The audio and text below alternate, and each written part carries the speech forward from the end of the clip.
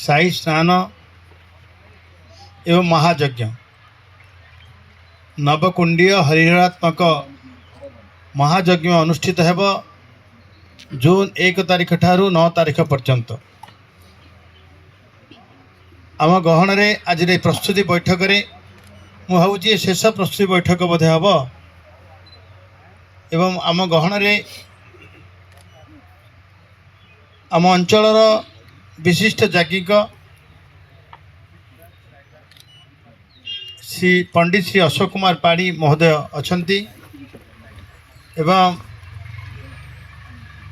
महंत हरिहर दास महाराज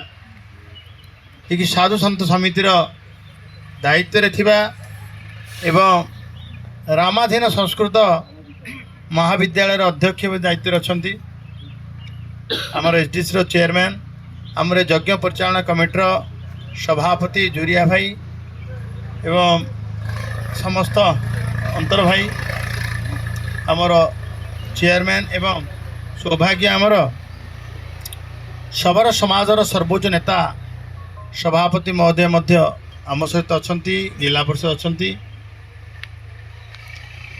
अधिकारी माने आम सहित मध्य जोग देइछन्ति एवं पूर्वर न्यस्त होइतिबा दायित्ववान कार्यकर्ता आज खाली आलोचना हबार थिला कौन कौन काम होइछि कौन कौन काम हेनी कौन कौन आवश्यक अछि ताकू आमे समस्त मिलीमिशि केमती सुरखुर रे ताकू पूरण करिबा एवं काम को आगु को बढ़ेबा आमर एक कथा को आज आग्रह थिला जे इटी व्यापक प्रस्तुति चली महेंद्र मेला एवं महायज्ञर एवं महायज्ञ सहित मध्य श्रीरामचरित मानस पारायण हेब हवन भी हेब आमर श्रीमद् भागवत गीता मध्य दैनिक पारायण हेब एवं प्रवचन भी हेब एवं तार हवन भी हेब भागवत सप्ताह भी पालन हेब एवं महेंद्रेश्वरी पाखरे चंडी पाठ मध्य हेब श्रीमद् देवी भागवत प्रत्येक दिन पारायण हेब एवं हवन भी हेब एवं भीम मंदिर रे आमे रुद्राध्यायी पाठ हेब एवं हवन भी हेब युधिष्ठि मंदिर आगे गोयज्ञ हेब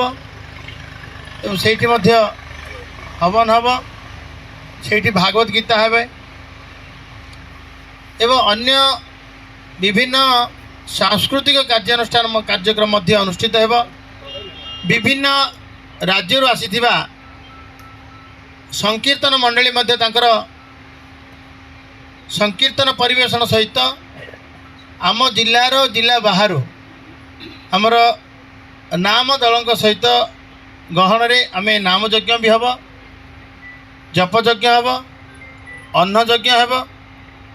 एवं सबुठ बड़ कथा होची ए जो महेंद्र मेलार कथा जेतेबेले अन्य साधु संतों सहित आम रखिलु एवं तांको निमंत्रण कलु समस्त खुशी सहित आसवाई आग्रह प्रकाश कले एवं 1 ରୁ 9 तारिख भितर आमर 5 तारिख 7 तारिख 9 तारिख 3 दिन आमर स्नान जोग अच्छी स्नान कुंड भी प्रस्तुत चली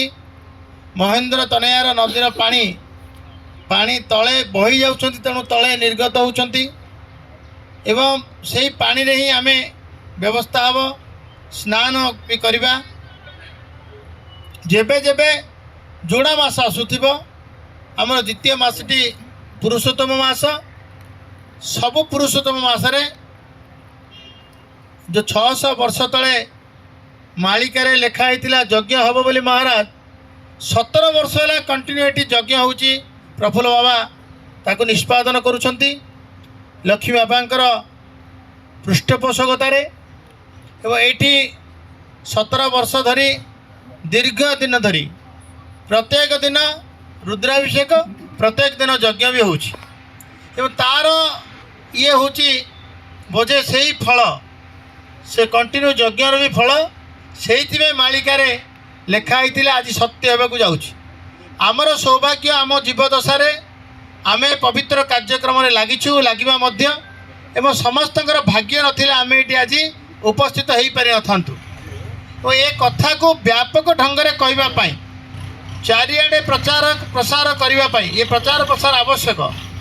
ନହେଲେ ଲୋକେ କହିବେ ମହେନ୍ଦ୍ରର ଭକ୍ତବୃନ୍ଦ ଆମକୁ ଭବିଷ୍ୟତରେ ନିନ୍ଦା କରିବେ ଯେ ଏତେ ଭଲ ଅନୁଷ୍ଠାନ ହେଲା ଆମକୁ ପଦେ ଡକାଗଲା ନାହିଁ, କୁହାଗଲା ନାହିଁ, ସୂଚନା ଦିଆଗଲା ନାହିଁ। ଆଉ ସୂଚନା ପାଇଁ ମଧ୍ୟ ଆମର ପ୍ରଚାର ଗାଡ଼ି ବୁଲୁଛି। ସବୁଠୁ ବଡ଼ ଆଶ୍ଚର୍ଯ୍ୟର କଥା, ଯେତେବେଳେ ଗୋଟିଏ ଦିନ ପୂର୍ବରୁ ଏଇଠି ଯେତେବେଳେ ଅନୁଜ୍ଞା ବିଭିନ୍ନ ଦେବାଦେବୀ ପୀଠରୁ ଅନୁଜ୍ଞା ଯାତ୍ରା କରାଗଲା ଏବଂ ଶୁଭକୁଣ୍ଠି ସ୍ଥାପନା କରାଗଲା, ସେଇଦିନ ଜଗନ୍ନାଥ ମନ୍ଦିର ଆମର ପାରଳାଖେମୁଣ୍ଡି, ନୃସିଂହ ମନ୍ଦିର ପାରଳାଖେମୁଣ୍ଡି, ରାଧାକୃଷ୍ଣ ମନ୍ଦିର ସେରଙ୍ଗ, କୋଟଲିଙ୍ଗେଶ୍ୱର ମନ୍ଦିର ଆମର ବାରୁଆ, ପୁଟିଙ୍ଗିରୁ ପୁଟେଶ୍ୱର ପାଖରୁ ଏବଂ ତାରାତାରିଣୀ ମା ତାରାତାରିଣୀ ପୀଠରୁ ଆଦିଶକ୍ତି ପୀଠ ସେଇଠୁ ମଧ୍ୟ ଜରଡ଼ା ପାର୍ଥସାରଥୀଙ୍କ ପାଖରୁ ଈଶାଣେଶ୍ୱର ମନ୍ଦିର ଗୋଳନ୍ଥରା ଏବଂ ସିଦ୍ଧ ବିନାୟକ ପଞ୍ଚମା ମୋହନା ଶିବ ମନ୍ଦିର ଏ ସବୁ ବିଭିନ୍ନ କ୍ଷେତ୍ରରୁ ମଧ୍ୟ ଅନୁଜ୍ଞା ଯାତ୍ରା ହେଲା ଏବଂ ସେ ଅନୁଜ୍ଞାକୁ ନେଇକରି ଏଇଠି ଶୁଭକୁଣ୍ଠି ସ୍ଥାପନା ହେଇଛି ଏବଂ ପୁରୀ ମହାପ୍ରଭୁଙ୍କର ମଧ୍ୟ ବଡ଼ ବାନା ବି ଆସିଛି, ସେ ବାନା ମଧ୍ୟ ଲାଗି ହେଇଛି। ତେଣୁ ଏଠି ସମସ୍ତ ଦେବାଦେବୀ ଏଇଠି ଆଗ୍ରହର ସହିତ ଅପେକ୍ଷା କରିଛନ୍ତି ପବିତ୍ର କାର୍ଯ୍ୟର ସମ୍ପାଦନ କରିବା ପାଇଁ। ଆମ ସମସ୍ତଙ୍କର ସୌଭାଗ୍ୟ ଏ କଥା ପାଇଁ ଆମେ ଏଠି ବସିଛୁ। ଯେମିତି ଗୋଟେ କଥା ଉଠି ଯାଇପାରେ ଯେ ଆକୁ ଯେମିତି ଆଗ୍ରହ ଥିଲା ଯେ ଆମର ଏ କଥାକୁ ବ୍ୟାପକ ଢଙ୍ଗରେ ପ୍ରଚାର ପ୍ରସାର କରିବା ପାଇଁ ଆମେ ଆଜି ନାରଦମାନେ ଆସିଛନ୍ତି। ଆମର ଗଞ୍ଜାମ ଗଜପତିର ଦାୟିତ୍ୱ ନେଇଥିବା ଲୋକ ସମସ୍ୟାକୁ ସदैବ ସମସ୍ତଙ୍କ ପାଖରେ ଆଗରେ ପ୍ରକାଶ କରିବା, ସମାଧାନର ବାଟ ଖୋଜୁଥିବା ସାମ୍ବାଦିକ ବନ୍ଧୁମାନେ ଆସିଛନ୍ତି। ହେଇପାରେ ଟିକେ ଲେଟ୍ ହେଇଗଲା। ଲେଟ୍ ହେଇଥିପାଇଁ ଯେ ଦୁଲୁ ଭାଇ ଆମର କହିଲେ ସେଇଠୁ ଆସିବେ ମାନେ 11টাରେ ପଳେଇ ଆସିବା। ଆମେ ସେଇଠୁ ବାହାରିଲୁ ଏମିତି ଆଉ ତ ଆପଣଙ୍କର ସାମ୍ବାଦିକ ଭାଇ କିଏ ଲେଟ୍ କରିଥିବେ? ନାଇଁ ପାରଳାଖେମୁଣ୍ଡି ଠିକ୍ ହେଇଗଲା। ସେ ପାଖରେ ବସିଛ କହୁନ, ପାଖରେ ତମର ଆମର ଅଶୋକ ଭାଇ ପ୍ରେସ୍ କ୍ଲବ୍ ବସିଛନ୍ତି,